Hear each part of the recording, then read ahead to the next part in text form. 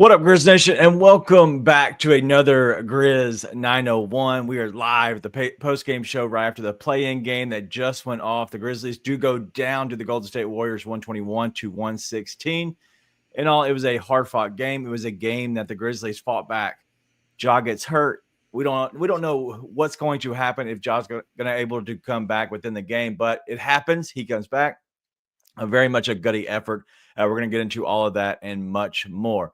Tonight was a game the Grizzlies had to have to stay out of the potential 8th spot of the play-in. They would be able to take on the Houston Rockets, but at this point, they're now going to have to play the winner of tomorrow night's game of the Sacramento Kings and the Dallas Mavericks. So there will be a little bit of a look ahead from Nate and I as we look into this game, as we the upcoming game, the look ahead a little bit as we further along the show. We're going to break down the show as we always do here at Grizz 901, but it's been a fun night. I've been out with Bluff City Media out at Ghost River Brewing. And so shout out to Bob and his team. Incredible job by Rusty and Kenny for putting on the event and having everybody there together, being able to watch and just share in the community that is the Grizz community and the Bluff City Media community. But listen, I know it's a down night. We're going to get you through it. We're going to talk you off the ledge or maybe put you on the ledge. We're going to get through this all together tonight as we get to Nate.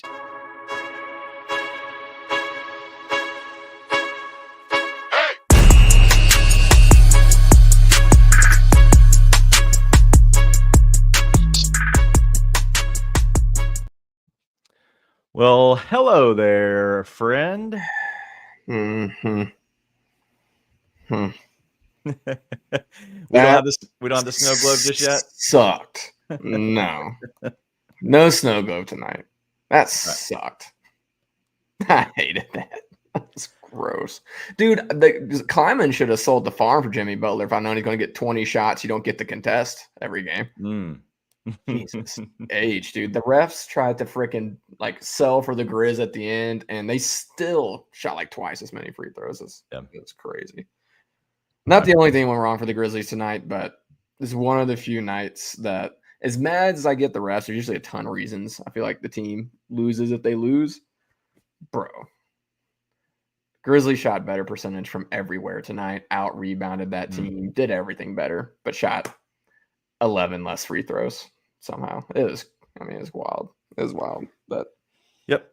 No doubt. We'll get into all of that as we always do. We'll get into kind of off the top, but first things first. Listen, if you send in a super chat, we're going to get to you right away. I don't care when it is. We'll interrupt the effing show. But our guy, Titan MVP, as always, coming in here with another super chat, man. I can't thank you enough for doing this, but we very much the same sentiment here. As I really, really can't stand Draymond. With that all said, the boys showed out with a lot of fight tonight. Yeah. The question is, Nate, I know we're going to get way ahead of ourselves, but it doesn't matter. He paid his money. You're going to answer the question. I like the coaching. Do you think he will stick, Nate? It's time to start interviewing. New coach, same coach, dude. There was some stuff that was questionable. Like in the second half, they made adjustments. Edey had a much better second half after they put him in every action known to man in the first half, and he just kept getting cooked left and right. They did make some adjustments, but how you don't come into that game with that plan. I mean, one team clearly had a plan in the first half, and the other team clearly didn't. Yeah, that was pretty rough to watch. But really, what killed me was when John Morant goes down and you leave Bane on the bench for another 2 minutes in a game like that. I know Bane is the only one who kind of even kissed 40. I think him and Jaren both were at 39. You're forgetting somebody, but we'll get to him later. But dude, you have to you can't in that game let something like that happen. Anyways, yeah, I don't think he's done a horrible job. I'm well on record if I think this roster is beyond flawed.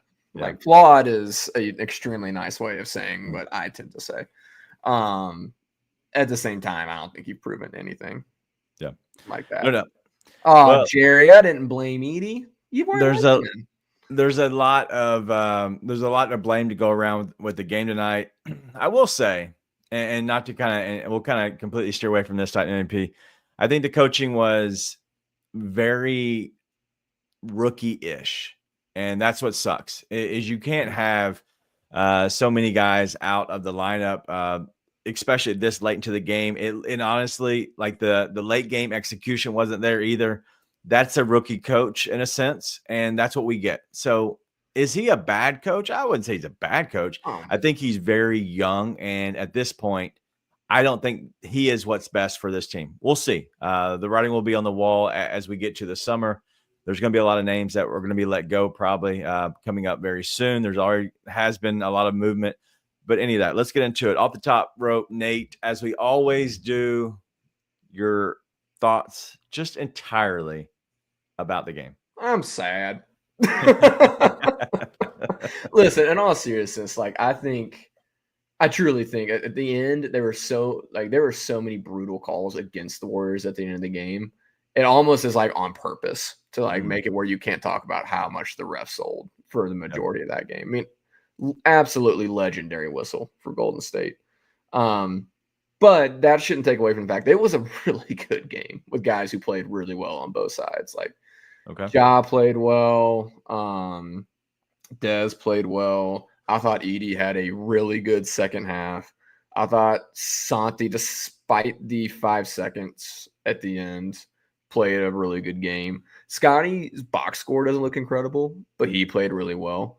But then on the Warrior side, I mean, you just had 2 guys who just killed you. And I mean, they got 25 from the free throw. Again, I'm not trying to sit there and just say it was all officiating tonight, but dude, those guys combined for what, 70? Was it 70 when it was all said and done? Those 2 dudes?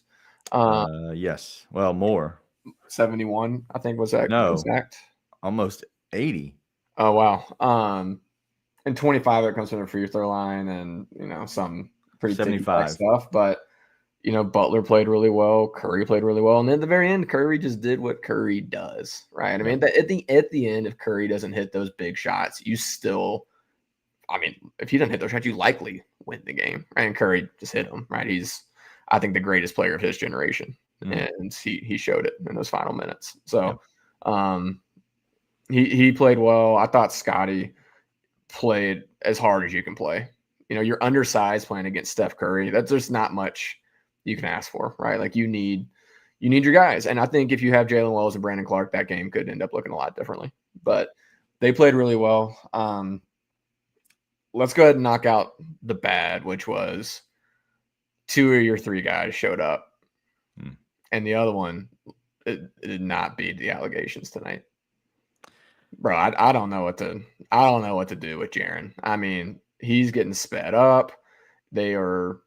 Jimmy Butler just swiped him like 3 different times tonight. It felt like he couldn't hit that little hook that he's been going up to. I mean, he hit a few big threes. So I don't want to say he completely didn't show up, but dude, you just needed more from him. Yeah. And it wasn't there. Well, if you look at it just overall, the Grizzlies have 19 turnovers to the 10 turnovers by the Golden State Warriors. And if you look at it, the steals are going to follow that, right? So you have the Golden State Warriors with 13 steals compared to the 4 steals of Memphis. That's the biggest thing. Like when you come down to being able to, I guess, just covet the ball, like not giving it up freely, or not just honestly just throwing just stupid stuff down the stretch. There's a lot of issues just overall within the team. There's a lot that they did well. And I know we're talking about, Jaren at this point. Jaren plays the most minutes with 39 minutes just overall on the Grizzlies. Butler played 40. Curry played 39 on the other side. On our side, the other person that joined him with 39 was Desmond Bane. Ja obviously goes out, but he still has 35 minutes. It was a game that you had to have one of the other guys step up alongside Ja. Bane steps up, right? But unfortunately, Ja can't step up because he's hurt. And I give Ja all the credit in the world, because that's an injury that is, it's not tough. I wouldn't say it's not easy to come back from at all, right? You're in the moment, so you're okay. The problem, we're going to look forward to this a little bit later on. I'm nervous about next game because that ankle is going to balloon after this game's over, because that was adrenaline he played with. So at this point, I'm not even sure what happens in the next game. we'll talk about it. And but overall, we'll break down. But one thing before we get too far into this, I can't say enough to everybody that is in here. The comments are going so fast. I have zero chance to keep up with what in the H that y'all are talking about tonight, because I'm trying my best to kind of pick out stuff as you're talking. But I promise you, there's so many of y'all that y'all are discussing the game, and I love that. Everybody's having a good time. We'll try to do whatever we can to make sure we pick out comments as we go, and we'll kind of work through them. But if you do have something you want to say, go ahead, hit a super chat, and we'll make sure that we can see those because they stick out differently. But we'll get to them as we can. But my thoughts on Jaren, just overall, I think he played soft. I don't think he played with purpose. And at that point, that's why not an all-out war. No, it doesn't make sense. But let's get to the very end of the game.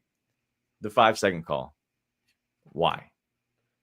Dude, well, first off, I will say fastest 5-second call I've ever seen in the NBA. I mean, I've seen guys get 9 on 7 seconds in that situation before. So extremely quick 5 seconds by Mr. Tibbins, in my opinion. At the same time, I don't know what they were trying to get to. You had Desmond Bane, who's your best 3-point shooter, running all the way to the back corner. Yep. You've got Luke Kennard cutting across to the other corner, but you don't have anything trying to get either one of those guys open. Like, you're not trying to get the ball to Jaren either. He's setting the screens, but he's not actually rolling to anything after that. And you got Ja Morant just posting up about to get. I'm like, okay, if you do get that ball to Ja, what do you think is going to happen? Right. Like, you're just going to foul him. So you're not even getting the shot off. Like, sometimes you can look and be like, hey, that just didn't work, or they just read that. I was like, dude, like, what were you trying to get to on that? Yeah. Like, out of everything that was going to happen, Luke was going to be covered beyond covered, right? Luke has to be a decoy, because unless they just completely botch the coverage, Luke Kennard's getting a shot off. Not getting a shot off. Like, we've seen that happen in non-clutch situations. He's not getting that shot off. Yeah. That ball has to get to Ja or Dez, and neither one of them was going to be able to get a shot off. Like, I mean, Dez was like, you would have to go full Kyler Murray, D-hop down there somewhere. Well, you do have 5 seconds, though. Let's not. The main goal is just getting the ball in. Like, there has to be a relief valve on a play. Like, you're running action to get to somebody, and there has to be a relief guy. That's what I'm saying. I don't know what they were trying to do. And I get that they went with Santi because he is a 7-footer and he's taller, so he's able to see more of the court. Unfortunately, Santi's not a good passer, right? Like, he's not a good distributor. Jaren is definitely not a good passer. At that point, you want to be able to get the ball into Bane, Ja or Kennard there. But in my opinion, I don't know who else you would put in that position. But unfortunately, like, Santi has done that many a times throughout the season. And so at this point, we're asking a guy who's did this exact same stuff to make a clutch play, and he still did not. And so I don't know why. Maybe put Edey out there. And because whatever, he's definitely not doing anything good, but just leave him off the court and just say, hey, you pass the ball in. Do not enter on the court at any moment. No, I mean, I don't love Santi getting that ball in, but I also don't know who you're gonna give it to. Because, like, if you give it to Ja, they're gonna put someone huge on him. It's gonna make that pass pretty hard to make. Right. Also, Ja's one of the guys that in that situation you like to get the ball to. But you can get it back to him. You can always get it back to the inbounder. You can, but I would bet that the Warriors, as veteran as they are and as experienced as they are, they have a guy who says, hey, stick to him no matter what, right? So it's iffy, but it's much better than not getting it to anybody. Like, same thing, dude. There could be something that somebody just didn't do their job on that play, but I looked down, I was like, I have no idea what they were trying to get to on that. Not a clue. But yeah. That's part of it, and that's the unfortunate part of this is just there's so many dumb decisions that happen throughout the game that just lose you possessions, and you can't have that happen. Let's get to a little bit of the defense just overall, because I don't want to spend too much time. And Art saying Conchar. I actually do like Conchar. Conchar is very timid with the ball when he's inbounding it either. He does make good decisions, but I don't think he makes aggressive decisions. And so I probably wouldn't choose him either. And so same exact thing. I just want somebody that makes really good decisions. Vince, I would rather put him in the locker room and tie him to the chair than allow him to get out there and throw that ball in. We'll talk about that in a minute, but the Vince thing is just, I mean, that really hurt this team's opportunities. Also, Jalen, don't want you to think I miss it. You're still a nerd. Just want you to know that. The defense, there were no adjustments pretty much throughout the entire game. Like, I didn't see any. I don't understand where the adjustments might have happened at any moment.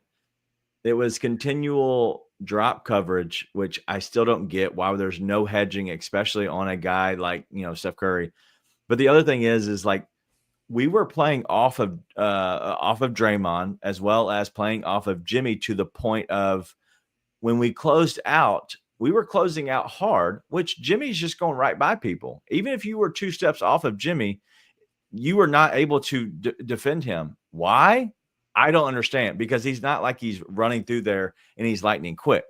I don't understand the defense, and I don't understand the understanding of why we can't keep people from running just straight front lines to the rim, and it just does not make sense. Jimmy Butler did not play this well tonight. He did get a lot of free throws. I get that, but overall, he didn't play well enough to have this big of a night. Nah, dude. I mean, you have it's like trifold. Again, I don't know, man. I don't know how you got a roster together that is that young and that unathletic, but you did. And not having anybody not Vince Williams not working out for you crushed what this team was supposed to be defensively. I mean, crushed it. And again, I think there's a lot of stuff injury-wise that happened. We know there's a lot of injury stuff that happened, but I think that led to a lot of confidence issues too with Vince. He just doesn't look like he is nearly as confident on either side of the ball with that, right? And there's a lot of reasons for that. So, I mean, Vince could absolutely turn around next year, but it crushed what happened because you don't have any perimeter defenders, right? Especially when Jalen Wells goes down, which even with that, you're asking a rookie to guard guys like Steph Curry. And that's tough, but that kills your point of attack. So you don't have any guys that can really defend on the perimeter. Right. And then after that, you also have a big who is not switchable going against guys like that. Yeah. And then you just have guys who just lack discipline. I mean, honestly, Jaren got lost a bunch tonight. Well, speaking of that, Jackson Hayes just saying that the coach, Tomas, I heard it the right way. Tomas Isolo. So it's not it is Isolo. It is. It's whatever. There's a pronunciation there. So it's Isolo. Why? I don't know. Whatever. So Coach T.I. said tonight that the reason that they put Edey on Jimmy, the reason Jimmy got straight front lines to the rim was to keep Jaren out of foul trouble. But as Jackson's saying here is it's sad that we still can't trust Jaren to stay out of foul trouble in issues like this. So it is, but also that's part of the reason I think you got to start doing interviews, because the other option is you have to trust Zach Edey to guard Jimmy Butler, and at the end of the day, it's your best players got to perform or you're done. Your best players have to perform or you're done. Now, maybe he wouldn't have performed, but you can't do that in a game like that, right? I mean, and to their credit, second half, things worked a lot better for them. Right? I felt like there was more discipline. They had a better game plan on Curry. They had a better game plan on defense. But I just you can't sit there and say, hey, we're going to bubble wrap this dude. As far as you can't say we're going to keep Jaren as safe as we possibly can in a game like that. Yeah. Can't do it. So I think it's one of those things where I understand, generally speaking, what you're saying, but you can't do that in a game like this.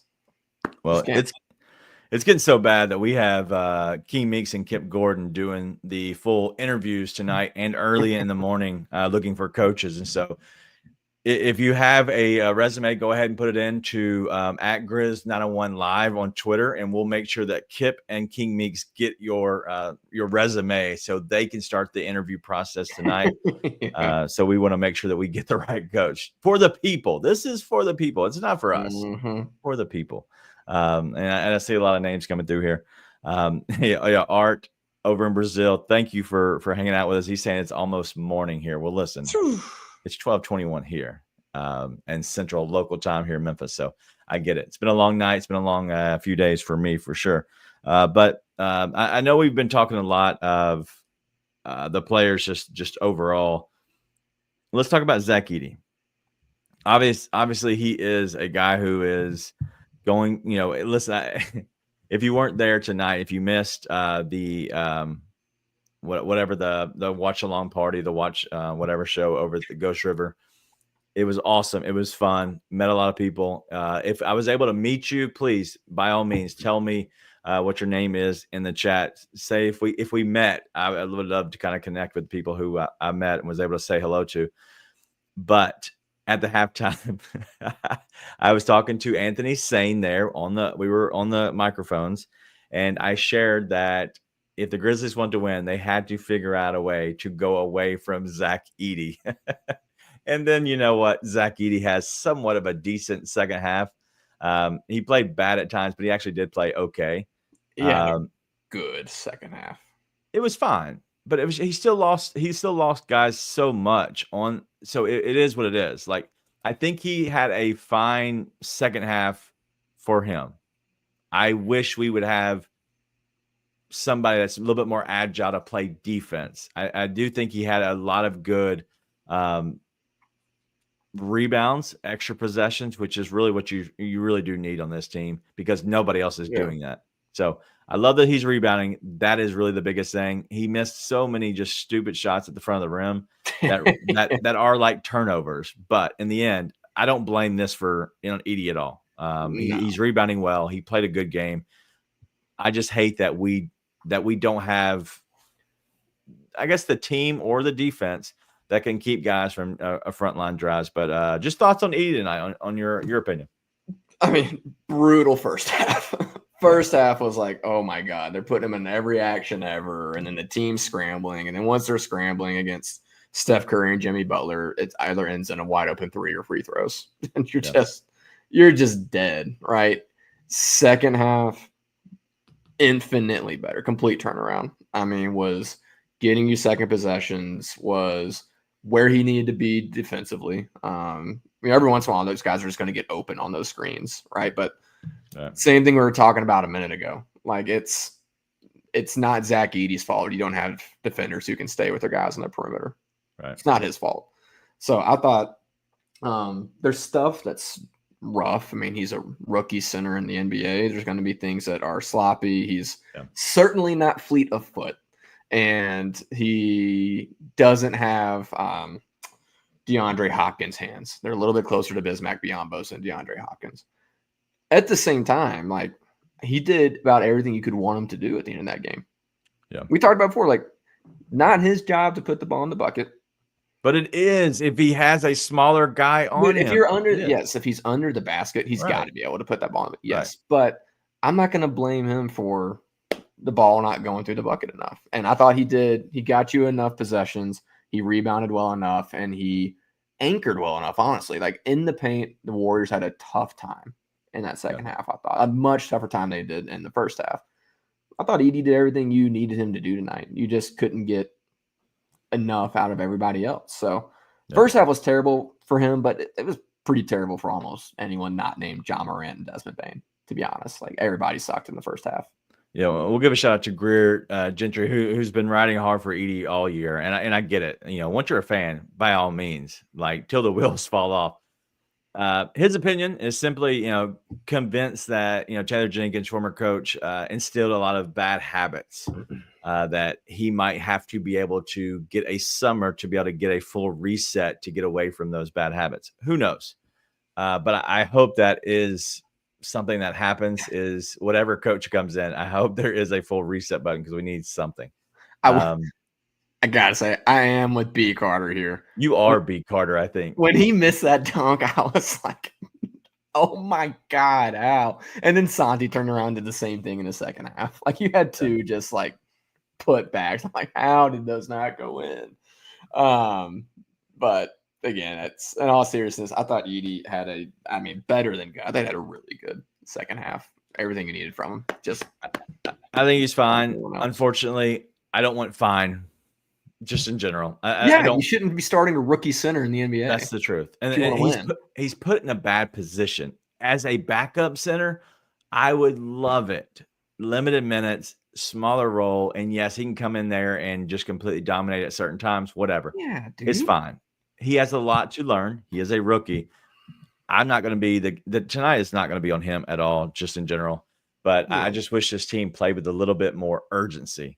But overall, the Grizzlies end up losing 121 to 116. If you're watching this for the first time, thank you for hanging out. We do have a big numbers. We always do, whether it's Golden State Warriors fans coming in here or whether it is, Grizzlies fans staying up to the wee hours of the night. But this is Grizz 901. We do the live post-game show.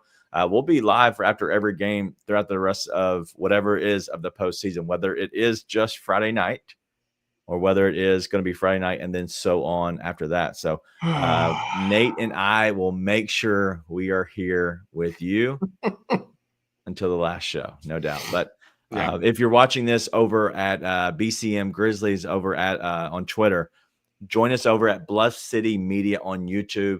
If you're not seeing a lot of comments over there, there's not a ton of people that comment a lot on Twitter.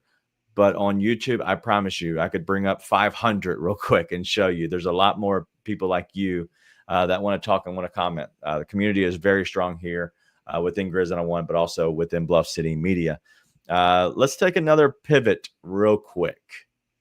Okay. Marcus Murdoch is asking, is it a 7 p.m. start? I do not know that. I imagine we'll try to. I'd say we spend a few more minutes and we'll get into our Friday night look. It's an 8:30 start local time. So I just looked, 8:30 start on Friday night. Wayno says, guys, what am I going to do next season if you're not here? I might actually have to work. That's classic. It is Wednesday for Wayno and us, but Wayno's, I think, midday. Also, just want to bring this up. Could not agree more with Art on this. Yeah. We are like, if there's any confusion, that is exactly what we were saying. Like from the rooftops, that is exactly what we were saying. It's not Edey's fault that he's a rookie center in the NBA, which is an extremely difficult position to try and play on a team who came into the season trying to contend until the franchise decided to sell at the draft and the deadline, apparently. Yeah. We're on the same page. Yeah. Let's get through a little bit more of this. I think dissecting this is kind of where I stand. I want to talk through this because I think that's important stuff before we completely get to the next game, but I don't want to spend too much more time on it just overall. I look at Ja Morant, 22, 3-3, the 3-ball, 1 of 3. I didn't think that they would let him do that again. I thought they would make him get downhill, but then his injury, and at that point, it was a lot of middies. You're talking about Ja going 9 of 18 overall. I thought Ja's game was good. I think it was fine. I don't think there was anything that you would say, hey, he was amazing. I don't think he hurt you. I think he was the only chance that you had to win this game. And unfortunately, he goes down with injury, comes back and still, Superman Ja. But it just wasn't enough down the stretch. No, it just wasn't enough. And, I mean, Ja isn't playing on half an ankle. Who knows what direction that game ends up going to. Yeah. I mean, that's just brutal to have that happen because he was in the zone. Dez was in the zone. You have them both out there playing like that at the same time. It's crazy, I mean, it's not even like anything crazy happened, right? It's not like, hey, I'm injury prone or something. It's just like, dude, you landed on another guy's foot.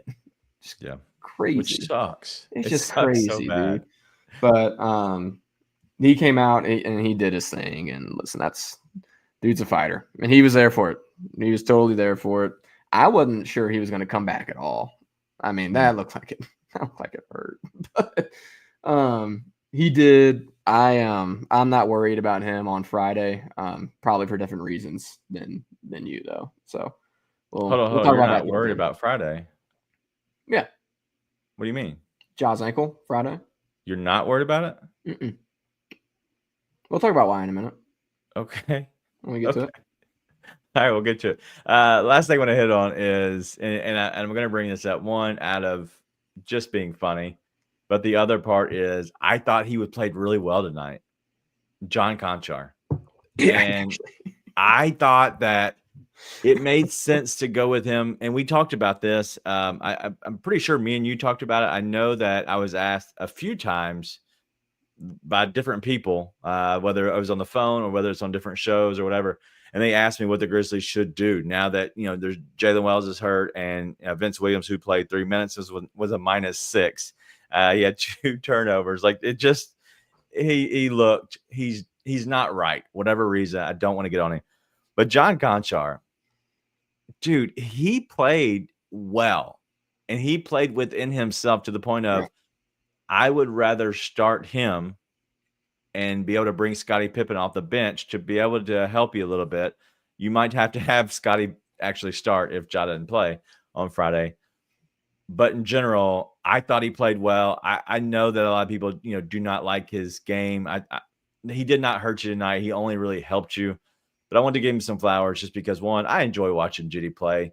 But I just think he played really well tonight. I think he helped the team, and gave the team a lot of life late into that second half. Yeah, dude. I mean, he just made the right play. It's what we talked about earlier today and last time on the show. It's like he's not going to do anything absolutely incredible for you. He's just going to be where he's supposed to be and do what he's supposed to do. Nothing more, nothing less. And that's what you want, right? I mean, that's what you need when a roster that what kills you is the unpredictability.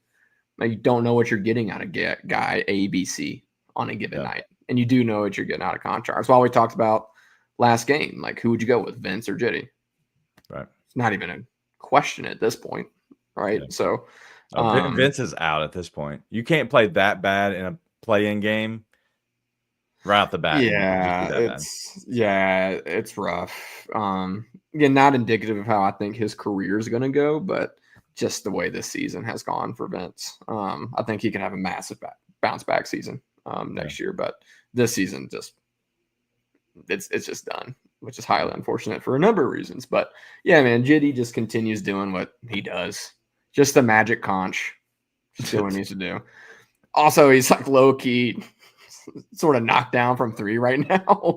He's shooting well the last month, I believe. 37% on the season, I think, or something like that. So listen, if John Conchar can shoot 37% from 3 for you, then I'll take it. Yeah, man, does his job. I 100% think he should start on Friday. Really, no matter who they end up playing. No doubt. But anyway, yes, it was a game. And I agree. Like, it's almost like, hey, I need a cigarette. I've never smoked in my life, but that's what it makes me. The whole, after you get done, it felt like 2 basketball games in one. So Major Powers, yes, I agree. Like, that's really what it felt like. It felt like it was just like, all right, at halftime, you're just like, all right, let me catch my breath. We first off, give me some Marlboro menthols, and I'm like Matthew McConaughey in True Detective. I'm just like, I could totally. Quick question: do they still have those crush ones? Remember when you you could crush them, and then that's when it would give you all the. Was it menthol or whatever it was? Away. I'm not up to date on what's there anymore. I stay away from that section of the supermarket on purpose. It's bad. Anyway, bad news bears. I just remember it was one of those things that people would the Camel Crush. See, there you go, Major Powers. Man, me and you we're locked and loaded tonight. I've never smoked a day in my life. It's just not something I'm terrible at. I tried to do a cigar, and my friend had a conversation with me and told me never do that again because of the way I looked.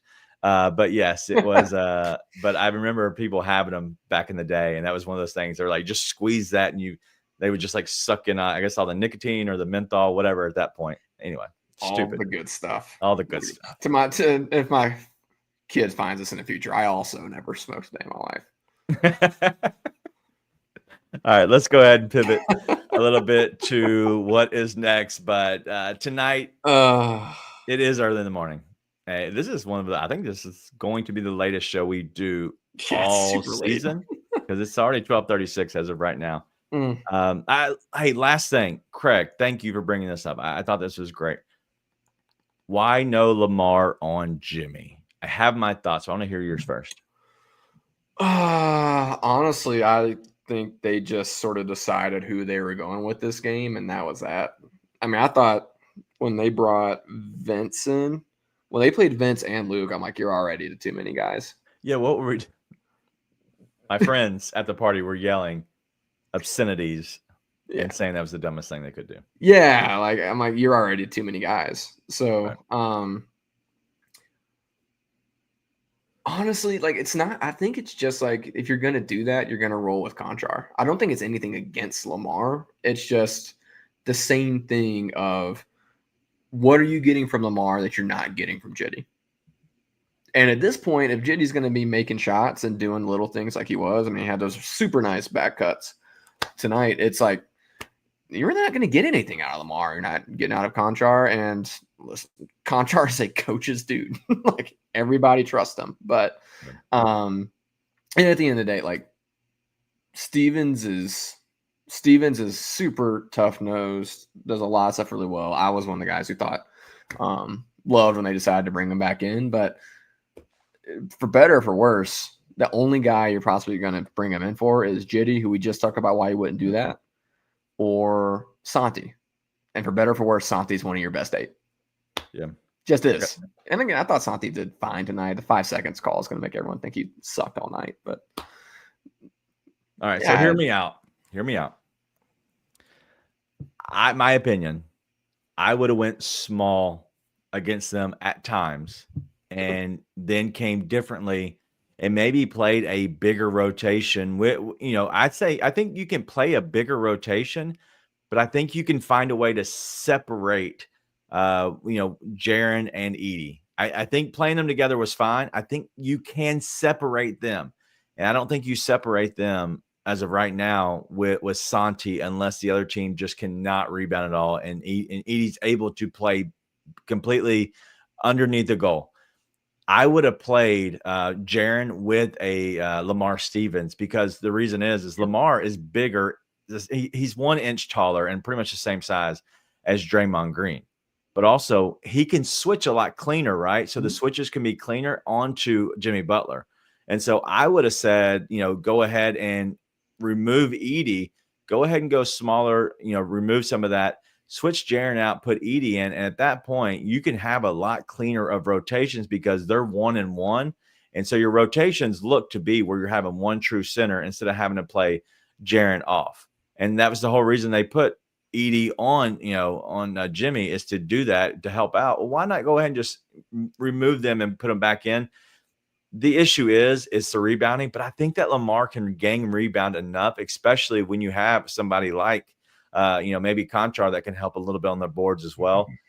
I do think that they should have went with Lamar Stevens to see how he could play and switch a lot better against Jimmy, but also Draymond. And so I think that was a missed opportunity for sure. It might have been, but the one thing, again, I don't think the coaching has just been knockout. But one thing I'll give him is he went in with the game plan and he got beat in his game plan. I get it. He did, but he also stuck with it to an extent, which is, hey, like we're going to play bigger than them, and we're going to see what that gets us. And in the second half, it worked.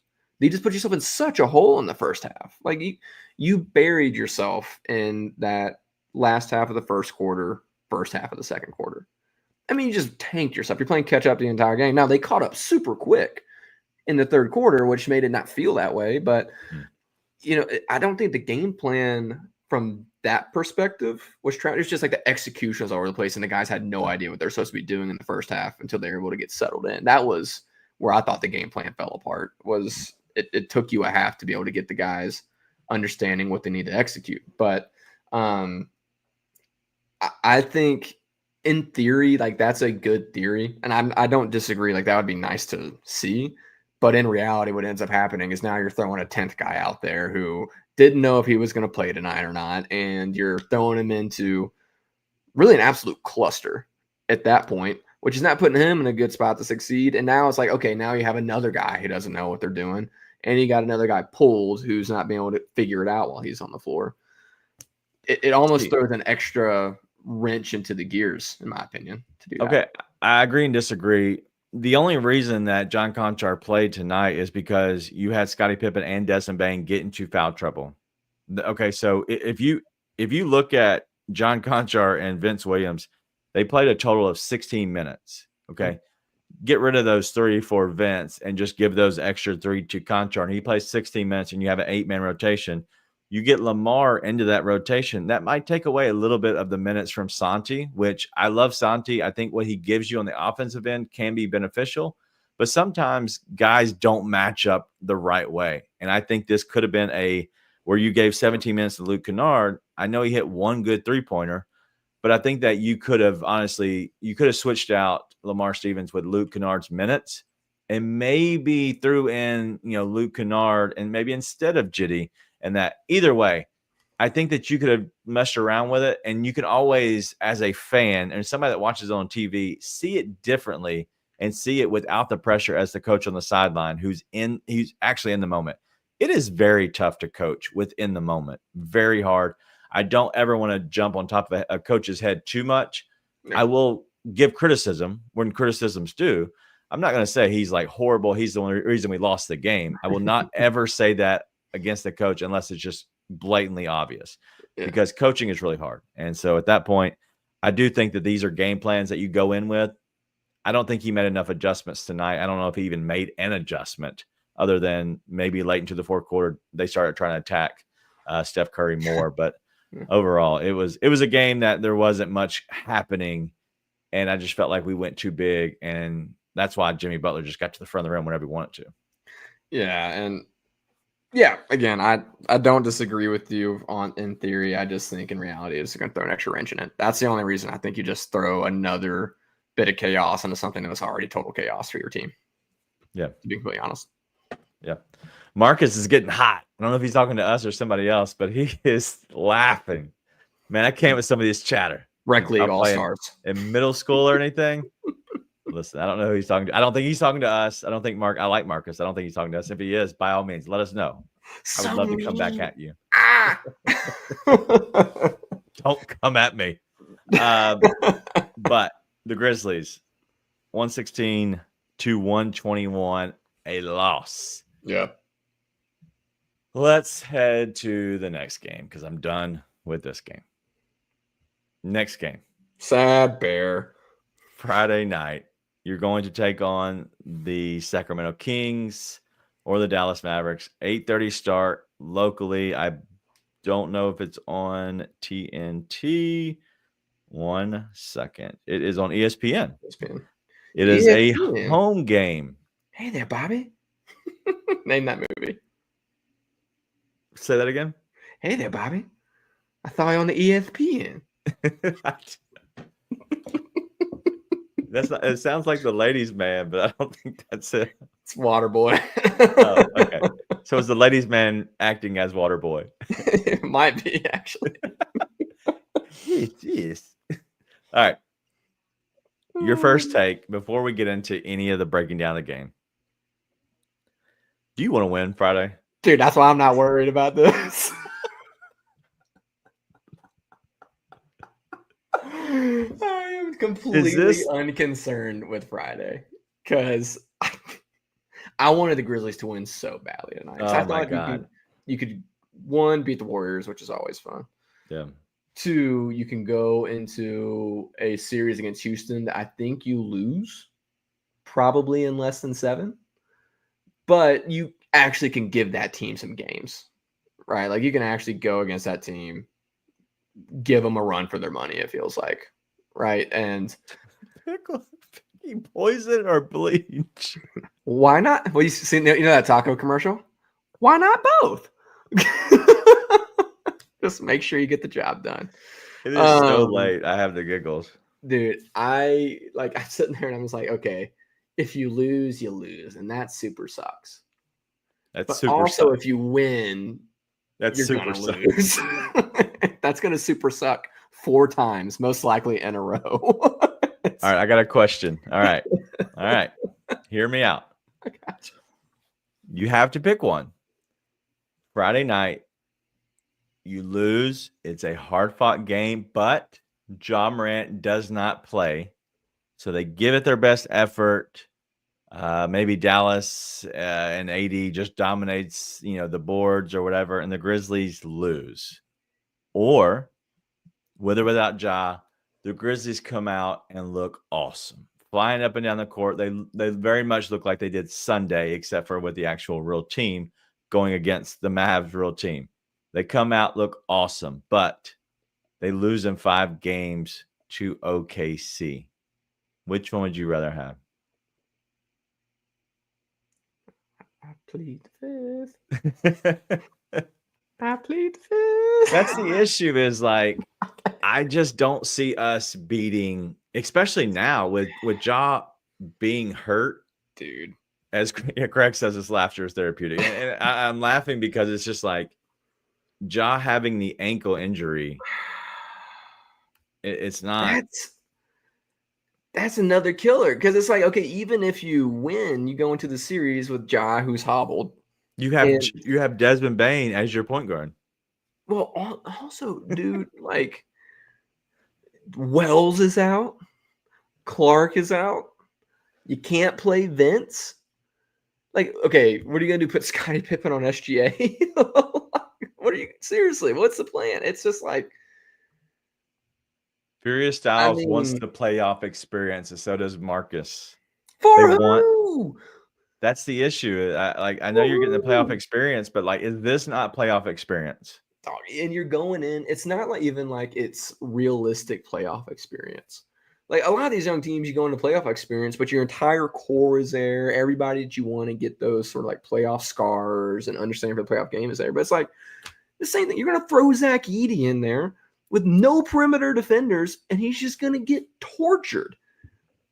And it's not even his fault. It's just that's the way the team is right now. So like, okay, you're really not even getting real playoff experience because everything that happens in that playoff series, outside of some small miracles, I don't think any of us can see actually happening. Yeah. All that playoff experience ends up going out the window anyways. Yeah. So it's like, I know you're supposed to really want to win.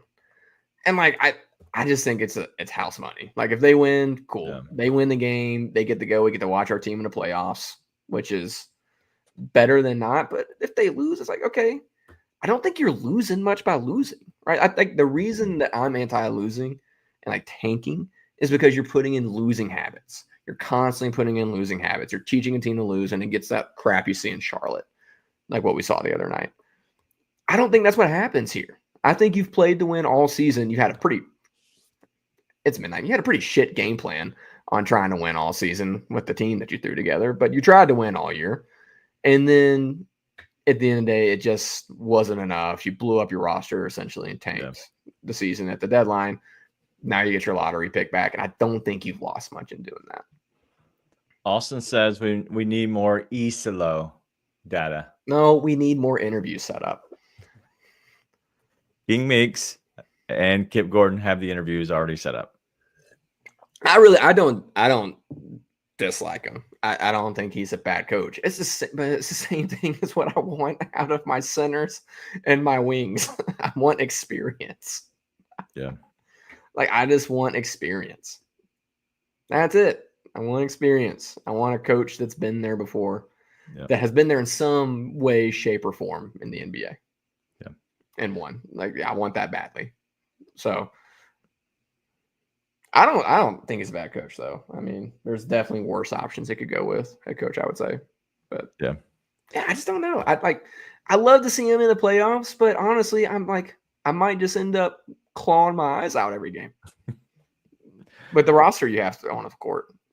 I mean, without Brandon and Jalen, you're just so behind the 8 ball, dog. Well, Jay is very much in the court of Ja will be healthy by Friday. I don't be healthy, but he'll be playing. You think he'll play? So you had a take about Ja, and you didn't share earlier. You think Ja plays Friday? Oh no, I did. I said I wasn't concerned, and the reason I'm not concerned is because I'm not invested in winning. That's it. And I honestly had no doubt that he was most likely going to play. If I had to say, if you before the last game on potentially Friday or going into the playoffs, bringing up what Ryan's saying here. In the last 60 days, the Grizzlies went from second in the West to now potentially the 10th or the 8th seed or missing the playoffs completely. Mm-hmm. What letter grade would you give that? F. A complete F. No matter what happens Friday. Yeah, because there's no reason for it to happen. I mean, everything post-deadline is an F. And I think that the team followed the franchise's lead. And the franchise clearly sold on a season at the deadline. Yeah. You don't salary dump Marcus Smart and send Jake LaRavia for nothing to win. And the team followed suit. All right, so listen, let's talk through this. I do have some questions, and chat by all means. I think it'd be a good exercise. Well, we're this late into the night. Why not?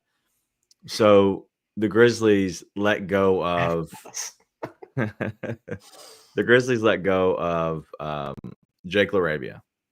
Okay, and they got nothing back for him, pretty much, right? Yeah. So that move was for what reason? The franchise obviously made the decision. What was the reason the franchise made the decision to move on from Jake LaRavia, in your opinion? I think there's like, hey, where all those minutes are going to Vince and Gigi from now on. So you think the front office said, hey, Taylor, we know that you're playing this guy and we do not believe in them. Okay. The fans, for sure. The fans think the same way. So the fans are saying this, and then all of a sudden now the front office is making that same decision. It seems like they correlate a little too much. And at that point, was that the smartest decision that they could have made? I didn't mind that part of it. Okay. I don't think I think obviously how it played out, Jake would have been able to give you better minutes this season, clearly. All right. But making room for Vince and Gigi is not crazy. Like, that's clearly where that needed to go. Like, those are the dudes who can contribute for you in the long term, who can become more than just an end of the bench guy. Which Jake had proven he belongs in the NBA, but as an end of the bench guy so far, right? But that's not the crazy part to me. Making room for that made all the sense in the world. It just didn't go well as far as that goes.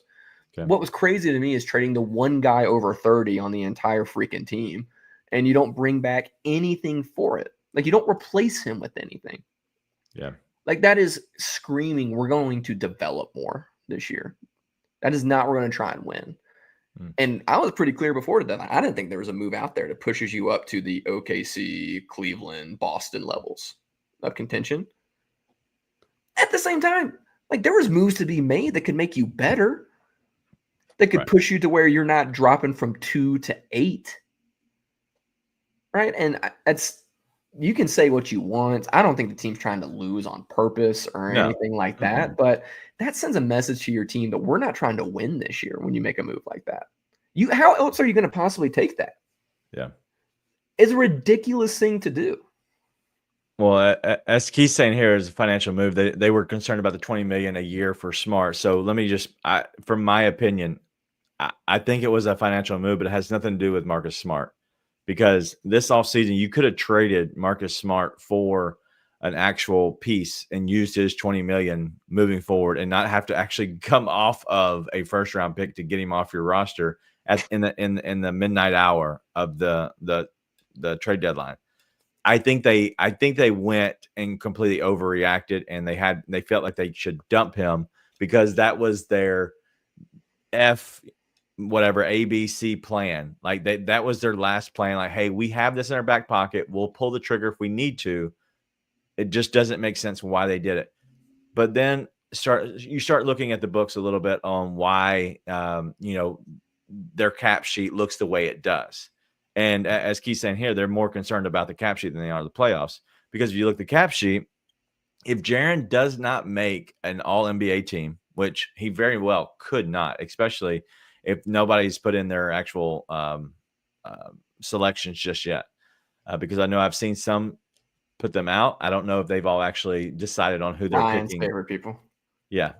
But they haven't clicked and chosen their people. So he could potentially miss out on all NBA. He's definitely missing out on the defensive player of the year. So Jaren Now, if you go into this offseason, he has potential to sign an extension. Because of that, it's percentages of what you can give a guy plus what you have in your cap. And so if you're setting on Marcus Smart for $20 million, then you have less cap room to be able to sign Jaren. And so I think what they decided to do was come off of Marcus Smart, open up that cap room in a sense, right? Right when the season's over, you lose and you open up that cap space to be able to give Jaren enough money in case he does miss the All NBA and misses out on the max. You can give him enough money to actually keep him around, but it would be very beneficial for the franchise if he was to sign something like that.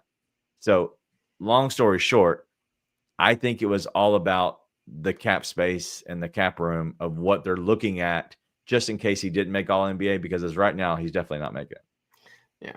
Well, your job is to make moves and not salary dump Marcus Smart for nothing, and to give up a first-round pick to have to do it. Like, same thing. It's like, hey, like your job as Desmond Bane is to make shots, and we judge you on whether you make those shots or don't make those shots. Your job as a GM is to make moves to improve this roster and not salary dump like one of your most tradable contracts, or it should be, and attach a first-round pick to do it. And guess what? That's what you did. And it was clearly a losing move. So, again, it doesn't necessarily have to impact this team all the way going forward in the future, but clearly it's screamed to the team, hey, we're not trying to compete this year. Yep. And then they didn't for the entire season after that. I agree. And it's sickening now because we're here at this point. You just play your first playing game, an incredible game just overall. I think it was a game that lived up to everything. When the Grizzlies jumped out to the very beginning of the game, they jumped out to that hot start, and then you have the steamroll that was the Golden State Warriors, and then the Grizzlies fight enough to cut it to where it's close enough at halftime. Then we have a decent game, and then just to come up short sucks because now you're in the position that we're talking about, where we're talking about next year, potentially. So, I don't know. Last thoughts, because I don't want to spend too much more time on this because we do have Friday. I believe, from my understanding, there will be another Bluff City Media watch-along party Friday night at Ghost River Brewing. So if you are in town, if you're able to get there Friday night, they will have another watch-along party. That's the conversations are being had already, and I believe that they're trying to go ahead and lock that down early. So in all honesty, if you have a chance to get out, I'm going to try to do my best to get out there again to say hello to everybody. Do me a favor, come say hello. I will make sure that, I try to talk to as many people as I can, but there's, I'm just looking at just random people that I've never seen their faces. And so you might have seen mine. So if you've seen my face, you recognize me, please come say hello. But, final thoughts on the game, because it's going to suck Friday no matter what happens. Yeah, I mean, it was, like I said, I thought it was a really good game. I think that the officiating was out of pocket for what should be a playoff game. And again, not all those calls went the Warriors' way. Towards the end of the fourth quarter, they were trying to sell for the Grizzlies, clearly. Yeah. But really good game. I thought your best players played to their best. I thought you saw some good things out of guys you want to see good things out of, like Edey and Pippen tonight. Yeah. At the end of the day, I think the Warriors just showed up a little bit more. Yeah, Jaren had a rough night. There's no way around it, man. And, I like Mascate News 1. Welcome again. Hello. But the fact is, the whole booty word always gets me. Jaren was kind of booty. Not to pile on Jaren, the booty word just always gets me. I'll always give a chuckle. Yeah, not an inaccurate descriptor. Yeah, Friday night is coming. Who do you expect that wins the next game? Don't care. Anthony Davis, I'm assuming, is playing. Yes. I don't know. Kings. Okay. I disagree. Kings question mark. I don't know. All right. So make sure you go and go to the game. It will be a home game. I forgot about it being a home game. So yes, home game. Why would we do that? Well, maybe we'll do both. Maybe we'll be able to have a watch along party and there will be an actual play-in game at home. So welcome to everybody that watched tonight. Thank you all for hanging out with us. This is Grizz 901. We do the live post-game show. We'll have one again on Friday night. But that's it. Nate, you've been a gem tonight, sir. A gem. So sweet. It's 1 o'clock in the morning. It's midnight for you.